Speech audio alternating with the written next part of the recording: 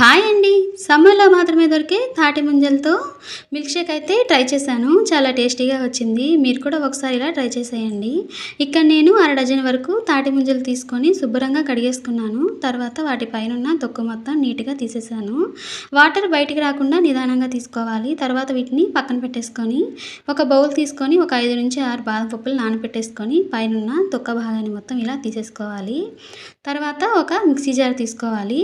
Mixie జార్‌లోకి మనం తొక్క తీసుకున్న తాటి ముంజలు, అలానే ఒక 5-6 బాదం పప్పులు, ఒక 3 యాలుకలు, అలానే తీపికి తగినంత బెల్లం వేసుకొని మెత్తటి పేస్ట్ లాగా గ్రైండ్ చేసుకోవాలి. తర్వాత ఈ చేసుకున్న దాంట్లో కాచి చల్లార్చిన చల్లటి పాలను కూడా పోసుకొని ఒకసారి గ్రైండ్ చేసుకుంటే మనకి ఇక్కడ తాటి ముంజల మిల్క్ షేక్ అయితే రెడీ అయిపోతుంది.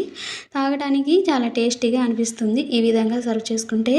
అలానే తాటి ముంజల్ని ఇంగ్లీష్‌లో ఏమంటారో కామెంట్ బాక్స్‌లో కామెంట్ చేసేయండి. వీడియో నచ్చితే సబ్స్క్రైబ్ చేయండి. Bye bye.